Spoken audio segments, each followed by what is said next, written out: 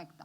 Bueno, muchas gracias a todos por estar acá y gracias a quienes me invitaron, en realidad en representación del gobierno de la ciudad, pero la verdad que nos pone muy contentos poder compartir lo que venimos haciendo en los últimos años dentro de la ciudad de Buenos Aires. El título de mi charla es Datos geográficos para el diseño y desarrollo de políticas públicas, y lo voy a estar enfocando bastante en lo que es la explotación de datos para la toma de decisiones basadas en evidencia. Me imagino que muchos, o casi todos los que están acá, conocen dónde está la ciudad de Buenos Aires, pero nunca está de más dar un poquito de contexto para que los ejemplos que cuente después cobren mucho más sentido cuando se entienda qué tipo de ciudad es en la que estamos trabajando. La ciudad de Buenos Aires es la capital federal del país de Argentina y representa un 20% del PBI del país. Esto quiere decir que hay mucha actividad en esa ciudad y a pesar de representar menos del 1% de todo el territorio argentino, es la que se lleva el 20% del Producto Bruto Interno.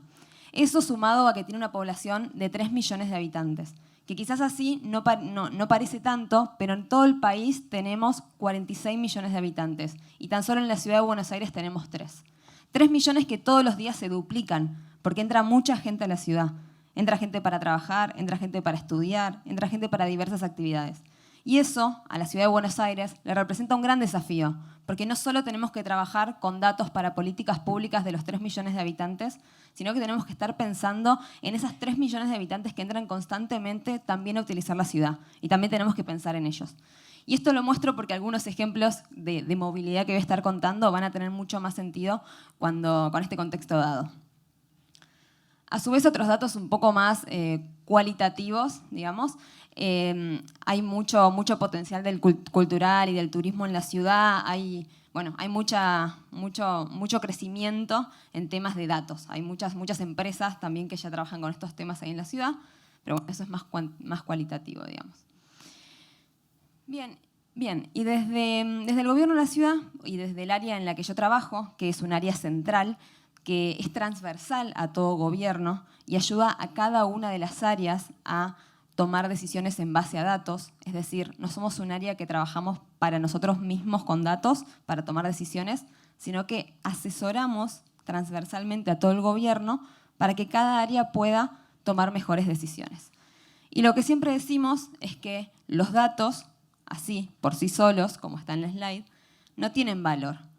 Los datos empiezan a tomar el valor verdadero cuando los podemos transformar en información o evidencia, cuando hay profesionales y gente capacitada que trabaje en tratar de responder preguntas con estos datos, en agruparlos, en encontrar patrones, tendencias, en poder analizarlo y poder efectivamente transformarlo en información o evidencia. Ahí es donde empieza a ser mucho más rico esto. Y obviamente que si esto puede ser para una decisión, es aún mejor, y si esto se traduce en una política pública, es el mejor escenario. Y este es el flujo así de simple y como gracioso con el que lo quiero presentar, pero es para que se entienda esta idea de que los datos por sí solos no creemos que cobren el valor para tomar una decisión y para formular una política pública, sino que en el medio se necesita todo lo que los colegas comentaban recién en términos de gobernanza, de regulación y en términos de análisis y explotación de datos que les voy a contar ahora, para que efectivamente se puedan tomar mejores decisiones.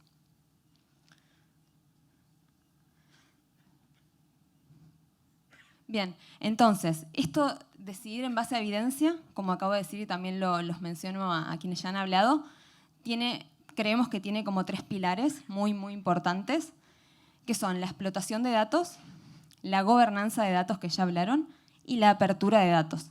Creemos que estas 3 cosas son las que hacen posible que se pueda decidir en base a evidencia. No queremos que parezca que solo la explotación ni solo la gobernanza, sino también la apertura es parte de esto. Necesitamos que los datos se abran, necesitamos que los datos se compartan, necesitamos retroalimentarnos también del ecosistema para poder tomar cada vez mejores decisiones y necesitamos explotarlos para transformarlos en información y gobernarlos para tener las reglas del juego muy claras y saber bien qué es lo que podemos hacer y qué es lo que no podemos hacer en materia de datos. Así que todo esto, estos 3 ejes, me parece que son fundamentales para poder decidir en base a evidencia, pero es muy importante que esto lo acompañe una transformación cultural. También creo que esto, sin una transformación cultural a nivel organizacional, es muy difícil de que ocurra. Entonces necesitamos que más gente se capacite, que más áreas de los gobiernos o del gobierno entiendan del tema y sepan hacia dónde queremos ir, y eso nos va a ayudar a que efectivamente se puedan tomar decisiones en base a evidencia. Y decidir con datos geográficos, que es un poco lo que ya escuchamos en las exposiciones anteriores, tiene como dos partes. La primera es la que vemos, la que se ve, que mostraban unos dashboards, mapas interactivos, plataformas web, tableros de indicadores, datos abiertos incluso, o alguna API. Pero también está todo lo que no se ve, que es todo este trabajo que hay que hacer por detrás y que es central para la toma de decisiones, que tiene que ver con acuerdos estratégicos entre las áreas, poder integrar toda la información, poder normalizarla, poder entender la calidad, poder, bueno, todo lo que ya estuvieron mencionando en relación a gobernanza de datos. Creo que eso también es muy importante tenerlo en cuenta porque es parte de esto de decidir con datos, pero quizás es lo que menos se ve a la hora de ver los productos, ¿no?, de explotación de datos.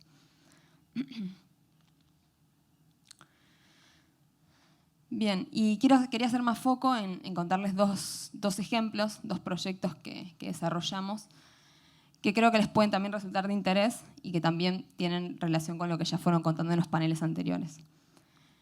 El primer ejemplo que les quería traer es el de análisis de circulación y movimiento en la ciudad de Buenos Aires, pero podría aplicar a cualquier ciudad, obviamente, si los datos los tienen. Y acá lo que ven son dos mapas, dos GIF que están animados, que van mostrando, no sé si se llega a ver el título, pero durante un día tipo, cómo va variando la circulación de personas, basada en dos bases de datos. El transporte público del lado izquierdo y las antenas de telefonía móvil del lado derecho, o sea, las antenas que capturan los celulares.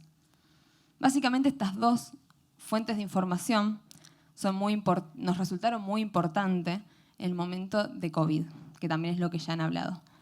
Son dos bases de datos que las empezamos a explotar o que las llevamos como a la máxima explotación en el momento que surge todo lo relacionado a COVID, porque el COVID es un virus que se transmitía de verse, ¿no?, de juntarse, de encontrarse entre personas.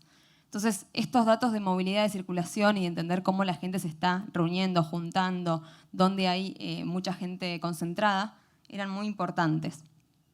Entonces, ahí cobraron un montón de valor. Entonces, les voy a mostrar dos proyectos o dos políticas que se desarrollaron a partir de la explotación de esa información. Primero, en relación a los datos de transporte público, que era el dibujito que estaba acá a la izquierda, que son todas las transacciones que la gente hace cuando toma el transporte público. Se armaron millones y millones de tableros, traje uno que me pareció que era más representativo, pero básicamente lo que se intentó responder fue cómo evolucionó el uso del transporte público en la ciudad. ¿Dónde se está moviendo la gente? ¿Dónde hay mayor concentración?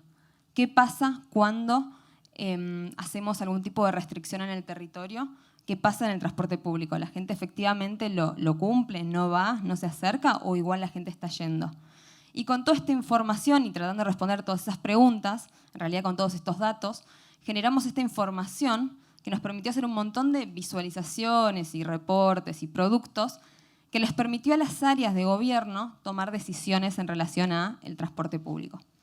Entonces, pudimos responder estas preguntas, pudimos ayudarlos a partir de la explotación de estos grandes, gigantes volúmenes de datos, que se imaginarán que son millones y millones por segundo, y siempre de forma agregada. Y esto lo remarco porque en el panel anterior hablaron mucho de la privacidad de datos y me parece que es muy importante y nosotros en todos los proyectos de explotación de datos lo tenemos en cuenta, ya sea en la recolección del dato como en la explotación. Y en este caso particular, los datos vienen bastante anonimizados, pero eso que le faltaba para estar totalmente anonimizado lo hemos hecho nosotros previo a este análisis. Nosotros nos encargamos de que estos datos lleguen a los funcionarios o a quienes toman las decisiones de la manera más agregada y anonimizada posible, porque la idea acá no es entender la persona puntual, cómo se está moviendo en la ciudad, ni mucho menos. La idea acá es entender un patrón, una tendencia, qué está pasando, conocer cómo se está moviendo la ciudad, pero sin importarnos quién exactamente lo está haciendo. Y el segundo ejemplo, que es muy similar, pero es con otra fuente de datos, es el de las antenas de telefonía. Acá nos preguntamos cosas similares, ahí están un poco algunas preguntas disparadoras, pero esta base de datos nos daba otra información, que era la información en realidad en relación a la gente real que se estaba moviendo más en la ciudad, caminando, en auto, en diferentes modos, y no solo en un transporte público. Entonces también fue otra fuente de información muy interesante que nos permitió tomar un montón de decisiones. Y esta información, de nuevo, fue anonimizada, nunca se trabajó a nivel individuo porque no nos interesaba y porque se le pidió a la empresa que directamente no lo comparta así. Solamente queríamos entender dónde había más gente y dónde había menos en cada horario del día. Y este tablero particular, que se llama Retorno al Espacio Público, lo traje para contar que en la ciudad de Buenos Aires, a medida que avanzaban las etapas de COVID, se fueron haciendo muchas restricciones de comercios. Iban cerrando por rubros. Primero los menos esenciales, después los más esenciales y así sucesivamente. Pero después los empezaron a abrir, empezaron a quitar restricciones. Y en ese momento las preguntas que se hacían los funcionarios era: ¿está bien haber sacado esta restricción? ¿Era el momento o no? Y nosotros lo que tratábamos de hacer con esta información es responderles si efectivamente en el momento que quitan restricciones sube de una forma sustancial como para decir de que no valía la pena sacarla, o si de a poco era el retorno de la gente al espacio público y a los diferentes comercios. Entonces, con una línea de tiempo y con varios gráficos y filtros y cosas en este tablero, podíamos demostrarles y podíamos permitir que se entienda cómo iba evolucionando y frente a esto puedan tomar decisiones en el momento, porque todo esto era de un día para el otro, no había demasiada planificación porque no se podía. Entonces, este fue otro insumo clave en ese momento y que también fue a partir de la explotación de estos grandes volúmenes de datos desde el equipo de la ciudad.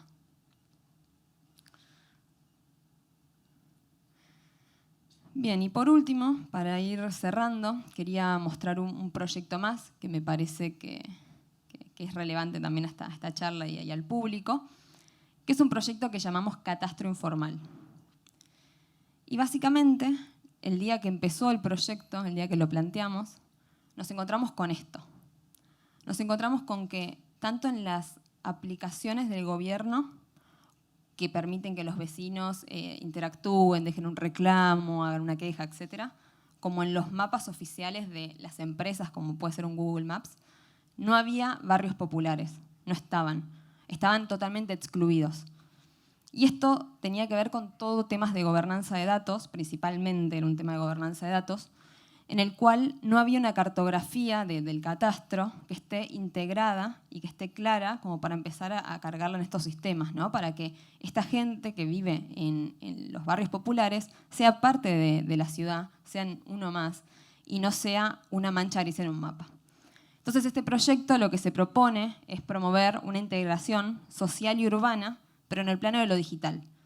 Porque hasta este momento el gobierno de la ciudad lleva 15 años de trabajo en el territorio para la inclusión social y urbana, pero en el plano de lo digital no había demasiado trabajo hecho.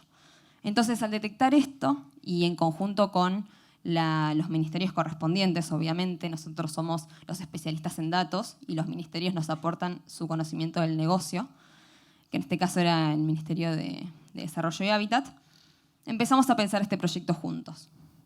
Y el objetivo era pasar de esto, que en realidad es esto, a esto. O sea, dejar de ser una mancha gris en un mapa y pasar a ser realmente, como el resto de la ciudad, calles y parcelas. Y obviamente todavía no lo logramos de toda la ciudad, pero ya hemos hecho bastantes barrios, por lo menos los de más población, y ya los tenemos la mayoría integrados. No solo en los mapas de gobierno, sino también en Google Maps. Y la idea es seguir haciéndolo. Tenemos un plan en el cual abarca la mayoría de los barrios populares y iremos de a poco cubriéndolos. Pero acá el trabajo más importante es de gobernanza, como decía. Acá hay muchos que no estaban ni siquiera la cartografía, es cierto, pero de los de más población era un tema más de gobernanza donde todos los datos estaban diseñados de diferente forma, no hablaban el mismo idioma y era imposible unificarlos. Ese es el trabajo que estuvimos haciendo. Y hoy ya se pueden ver bastantes cargados. Este es el que se llama Playón Chacarita, pero está el barrio 31, que quizás lo han escuchado nombrar, Rodrigo Bueno, barrio 20, son los barrios más grandes que tenemos en la ciudad. finalmente creemos que esto también, al subirlo a plataformas como Google, que conté hace un rato, por medio de varias charlas con ellos y de algunos convenios, también promueve el desarrollo económico, no solo la integración en el mapa y de sentirse parte, sino también el desarrollo económico. Porque a partir de esto, ahora en Google, se pueden empezar a cargar comercios, se pueden calificar, se puede ver cómo llegar. Y eso la verdad que para nosotros promueve mucho lo que es el desarrollo económico. Entonces este proyecto tuvo 3 objetivos principales, o tiene, porque todavía no terminó. Integración social y urbana en lo digital, mejora en la prestación de servicios públicos y mayor desarrollo económico. Bien, y por último quería terminar con esta imagen que me gusta mostrarla como para dejar un mensaje que creo que todo esto es posible, trabajar con explotación de datos y realmente tomar decisiones en base a datos, si toda la organización va para el mismo lado. Si hay gente que se opone o hay gente que no rema para el mismo lado, es muy difícil. Y sí o sí se necesita una cabeza, un equipo, como comentaban en la primera presentación, este CDO, esta estructura que guíe para dónde ir, que es lo que hacemos desde el área donde yo trabajo, pero necesitamos que todos vayan para el mismo lado. Y con eso quería cerrar. Así que gracias.